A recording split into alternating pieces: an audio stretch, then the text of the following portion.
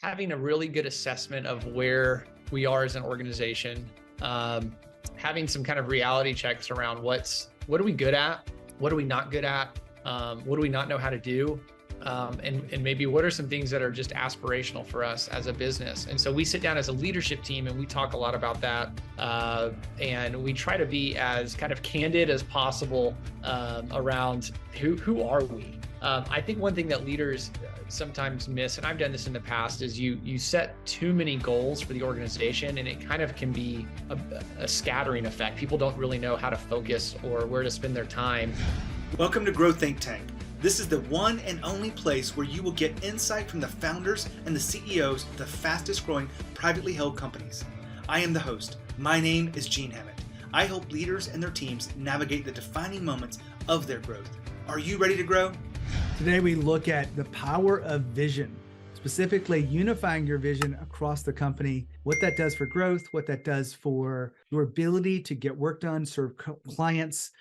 Our special guest today is the CEO of Encapture. They've been on the Inc. list before, and Will Robinson and I talk about unifying your vision. When you think about the vision that you have, hopefully you feel like it's a tool or a competitive advantage inside of your company and the structure which you use, how you use it at retreats, how you use it at all hands meetings, how you use it within your team meetings does matter. And I feel like a lot of people are underutilizing it and they're under optimized around this vision because it is critical to know where we're going, set goals that align to those visions. And all that's unpacked in today's episode with Will. Now, my job is to help you become the best leader you can be, but also to help you build a team that is empowered, engaged. They are accountable to what's going on. And those things don't happen without intention. We have a tool that we've been using with clients for a few years, and we're bringing that forward. If you're listening to this podcast and you get to take advantage of this absolutely for free, just go to genehammett.com and schedule your call and mention that you heard it on the podcast. The leadership performance assessment will give you a way to quantify where you are leadership-wise in 7 different dials. You will also be able to qualify that through some of the questions we ask you to probe into where you're doing and where the opportunities are. And you get to decide what the priorities are as you move forward and really look at the depths of this. We bring all of the experience of the last 10 years to that conversation. It's absolutely free. Takes about an hour. So be willing to commit to that. If you're curious about what that is, just go to genehammett.com and schedule your call today. Now, here's the interview with Will. Hey, Will, how are you? Hey, Gene, doing great. Thanks for having me on. We're going to have a great time today. We're going to talk about unifying your vision for the company and the company goals. Before we get into that, let's talk about your company. Tell us a little bit about Encapture. Yeah, Encapture, we are an AI software company that helps banks automate document-intensive workflows. So essentially, we process paperwork, as I would explain it to my grandmother, who asks what I do for a living. We use machine learning to read documents and identify what type of document they are, whether it's a pay stub or a bank statement or a driver's license. And then we can extract important data off that document automatically and use it in a variety of different ways. We can populate another system with it. We can compare the data across multiple documents to make sure that it's consistent and accurate. And essentially, we replace any sort of manual data entry or manual stare and compare process that goes on in the back office of a bank or a credit union. So anybody who's ever applied for a mortgage before probably has felt the pain as the borrower on all the paperwork you have to submit and how long things take and all the signatures required at closing. But there's a lot of regulation that drives that, and these banks have to do a lot in the background with this paperwork. So we make them a lot more efficient. Love that. And AI feels like it's fairly new, but I guess you guys have been leveraging it for a while. Where are things going as you see it over the next 3 years? Yeah, AI, it's really fascinating. The AI AI is a big term. It can mean self-driving cars. It can mean really boring stuff like processing documents for banks. So I would say this, the AI that is dominating the news right now, like ChatGPT, are things that have been around for a long time, but the compute capacity and the inputs of data have really exploded, which allows these these models to be a lot smarter, a lot faster. And people have figured out some clever ways to put like a chat interface on the front of it, so that you can feel like you're talking to, a real person. So there's going to be a lot of innovation. I think there's a lot of hype right now. I think there's too much hype around AI. I think there's a little bit of benefit from it. Rising tide lifts all boats, but there's a lot of hype. I think ultimately, though, there's going to be some really cool innovation that people are going to figure out over the next 3 years. Well, fantastic. I agree that there's certainly exciting times, but probably making a little bit more. But I think agree with you. It's real. It's like, this is something that when we learn to leverage it and the power of it, we will be able to handle more. And those that can leverage it inside their workflows will be able to be more accurate, more on top of it, and faster. And there's so many other more increases. But we didn't. And it's crazy. I mean, not to cut you off, Gene, I would say every CEO right now is probably looking for ways to either use AI internally or offer AI as a revenue generating, feature or capability. I think that is absolutely on the forefront of leaders' minds. And whether or not you can figure out a way to monetize it or make kind of internal efficiency changes through it, I think that's going to separate the winners and losers here. Well, let's dive into our core topic today. I'm really impressed that you guys have been on the Inc. list before and really grown fast, and you got about 50 employees. When we did some research on the company, we were looking at how you guys really unify around a vision for the company and really make sure that the goals are front and center. What is about your vision that you use to really help you grow your company? I would say a lot of it starts, and I kind of have to tell our backstory here as a company, because I think it'll make a lot more sense. But, our company was founded 25 years ago. I did not start it. I joined 4 years ago. And at the time, we were mostly reselling other company software and doing a lot more professional services. And so when I joined 4 years ago, we received a growth equity investment. And part of the thesis of the investors was to say, hey, instead of selling a bunch of other people's software, how about you guys, take your own product? We had a small product at the time, and say, how do we really take our own product to market and shift the focus of the company from maybe the partnerships we have and the reselling of third-party software and focus it on our own product. And so that was a massive, massive change for the company. It impacted everything from org structure to the type of people that we need at the company, to the way that we interact with our customers, to having to almost reinvent our brand. And so tremendous change. And I would say the lesson I learned through that was the clearer and more specific vision you can create for the organization, the faster you can affect that change. And so maybe you're a listener and you're in a situation where you're trying to transform your business, or you've got a business that you've started and it's maybe doing well, but you wish it could do better. I can tell you from my experience, getting the sharper and the more focused we've gotten on our vision over the last several years, the faster we've been able to move and achieve our goals. And so that was kind of the step one for me. And I felt like even the first year or two I was here, I've been here 4 years as the CEO. I kind of tiptoed around that. I said, oh, well, we've got this old business model and it's kind of a nice business model, but we want to do the new thing. But how do I kind of manage both and make that a smooth transition? And I made a lot of decisions that I don't think were good for. They did not allow us to achieve our new growth and our new goals as quickly as we could have, if that makes sense. Well, I'm just curious, going back to what does the vision look like? Some people have vision statements. Some people have 3 or 5 page documents. Some people may have a different way of looking at visions. What is the most accurate way to describe what you guys use for your vision? That's a good question. We try to keep it really simple. We've never really ascribed to some sort of methodology per se, as long as it's very clear what we're trying to do. We feel like we can set very measurable goals around achieving our vision. So for us, our vision, so the space that we play in is called intelligent document processing, or IDP. And so, the vision for us is to be the leading IDP software platform for financial institutions. So, even in that vision right there, there's some constraints we put on ourselves. We work with banks and lenders. We don't work with, Fortune 500 companies or state governments or any random company that comes in the front door. We focus on our market. We get asked a lot by our customers once they start working with us, hey, can you also do something that's adjacent to what you do? And we say no. We want to focus on delivering a product to be the very best that we can do. We need to stay narrowly focused. So we keep it really simple. We have done some kind of I would say more branding type exercises around that to kind of flesh out a little bit of our personality. We've got a set of core values that drive a lot of how we interact with each other and with our customers, how we make decisions. But in terms of the vision's pretty straightforward. And the goals we set around that every year and every quarter are meant to really support that vision. I noticed one of your goals, actually one of your visions, had something to do with coming in third. Yeah. So I haven't seen that one before.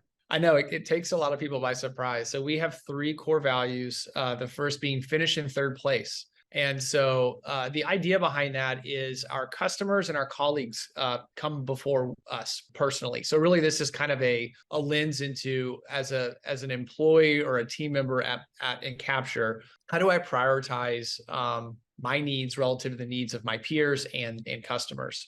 And so it's a lot of companies have a value of we win or we finish in first. And so we flip that a little bit and say, hey, look, our customers win and our colleagues receive the credit or are supported by us. And then we kind of turn to our own needs. And it creates this really unique culture in that people are always looking outside of themselves to say, hey, how can I be helpful? How can I support? How can I stay focused on others versus myself?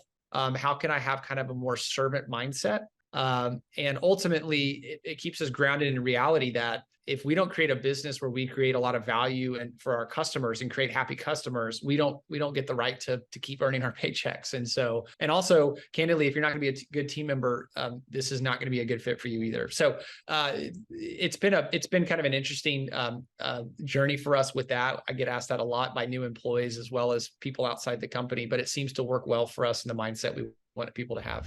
Now, Will's been talking about the vision, making it short and sweet. Now, that's certainly an option that you can do, and it's nothing wrong with that. I like a little bit longer version of that. I like for it to include in there the values of the company, some of the bigger goals that we're making, an executive summary that really is that shorter version, but also a list of each team of how they're kind of delivering on that together so that each team gets to play a role inside of this vision. And so it's really important for me to be able to have a thorough document. Ours is about 3 pages. If you want a copy of ours, happy to share it with you. Absolutely for free, no opt-ins required. I'll just give it to you. Just send me an email, gene@genehammett.com. Happy to help. Now, what you really want to do is create a vision that people understand and will use. Whatever that works for you, just make sure you do it and then live it. Make sure people are aligned to it, they're bought into it, and that's what you need. Now, back to the conversation with Will. I like the values that are a little bit different like this, and I'm glad you explained that to us about finishing in third place, because it was something I was curious about. I want to dive deeper into this vision. You mentioned about goals, but you have a simple vision statement, I guess, which is, and I may not get this exactly right, but to be the #1 IDP for banks and lenders. Yep. How do you turn that into goals and make sure everyone's unified around that?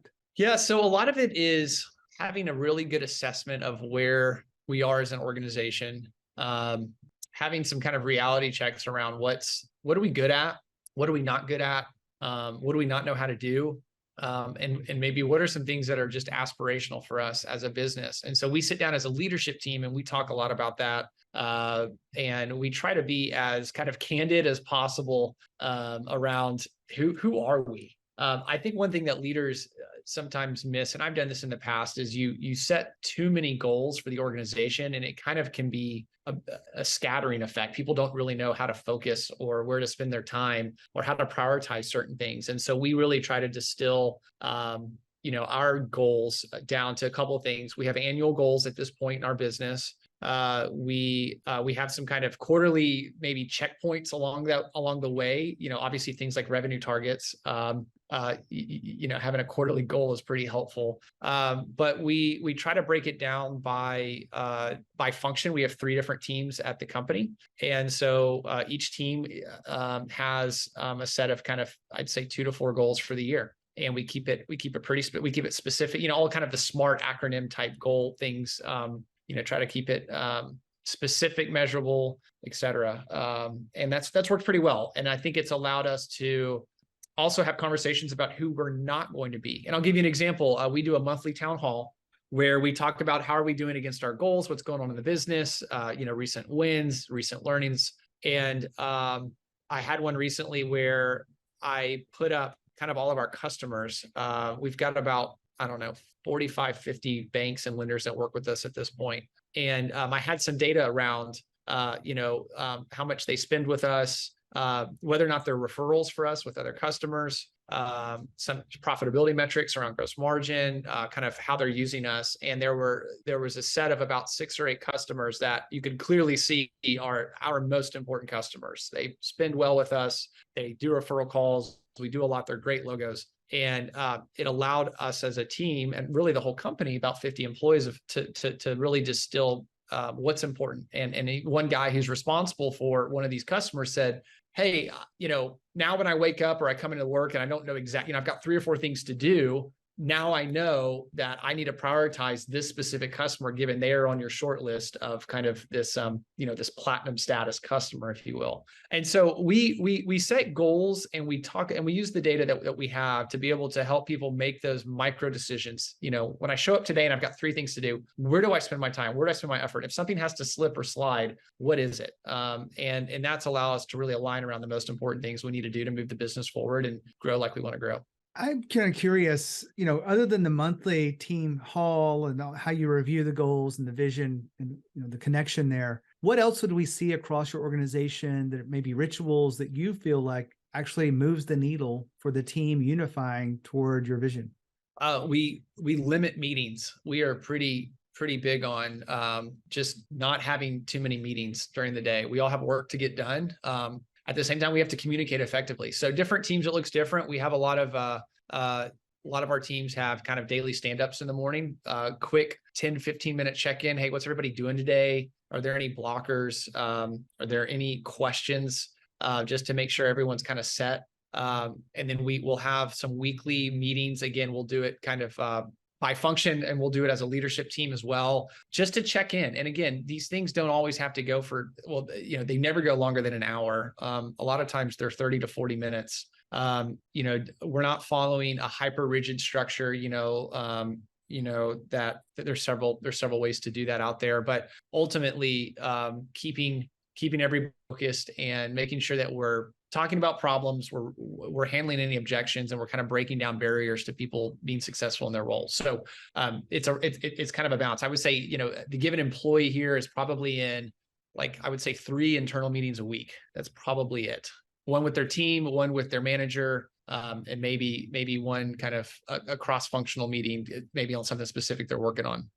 I love that. I don't know what you know about other organizations, but meetings are sometimes necessary, but really are meeting to death. Yeah. And it's interesting to see that, and how you guys still use, I guess that makes the vision even more importantly, because they need to be able to know what's going on without, conferring about it in the next meeting, because it might be, a week away. Yep.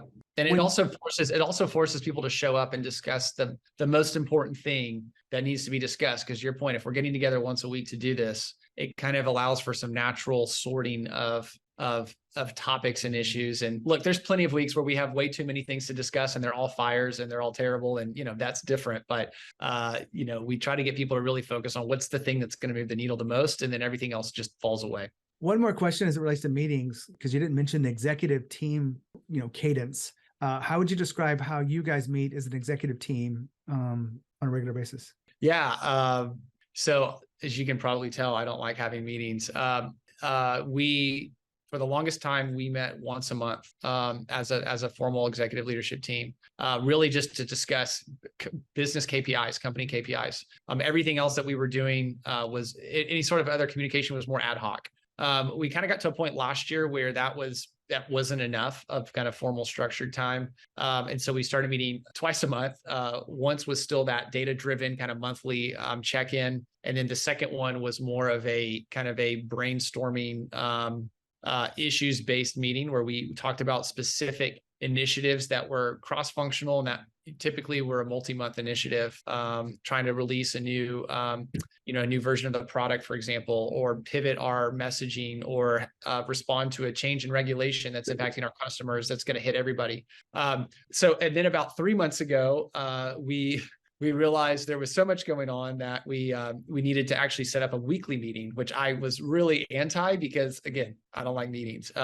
We have set that up, and I would say we only hit that probably every other week at this point. And that one may actually go away here in the next couple months, depending on how some things turn out. So that's our formal meeting structure. Now, I can tell you, I really push our executive leadership team a lot to have cross-functional meetings. And so a lot of my team members will meet during the week without me. My head of sales and my head of CS will meet to talk about customer things, or my head of CS and my head of product will meet to talk about features needed for an upcoming implementation. And so there's a lot of that going on, which I think keeps the communication open, but also cuts down on just kind of big bloated meetings. Well, I appreciate the insight behind the scenes. We've been talking with you, Will, about unifying the vision and how that really creates the growth that you want and the kind of culture you want. Is there anything you feel like we've left out that we want to cover today? Making sure your people buy into it. That's been a big thing for us, Gene. I mean, it's one thing for, the CEO to show up and say, I've got this grand vision and I'm so excited about it. But if your individual contributor at the company either doesn't believe that you like it or you believe in it, or they don't believe that they can actually pull it off or the company can pull it off, you're not going to gain that level of trust needed to really go get it. And so we've struggled with that as a company as we've made this big pivot from, who we were to who we are now. We had certain employees that just weren't a fit kind of off the bat for the company, but then we had people who I was hoping would be a fit, but they ultimately I would say rejected the vision. They said, hey, look, I was part of the old and I don't like the new, and or it's too hard, or it's not what I want to do, or I don't want to be part of this. And so, if you create a vision, unifying people around it is just as much getting people to buy in as to identify the people who aren't bought in and either figure out if they can get bought in or if they can't. And candidly, don't wait too long. If they're not bought in or you don't feel like they're showing progress towards it, you need to get them out because they're just going to create toxicity in the organization and drag everybody else down. I love all this. Will, thanks for being here, sharing your wisdom and insights. Absolutely. Thanks so much for having me, Gene.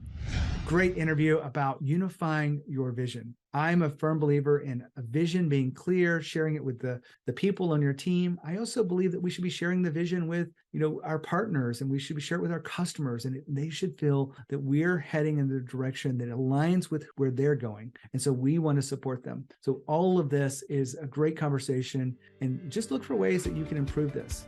My job is to help you become the best leader you can be and help you grow your company. If there's anything we can do for you, from executive coaching to leadership development and how we coach managers to become leaders, we'd love to get to know you, get to know what's going on.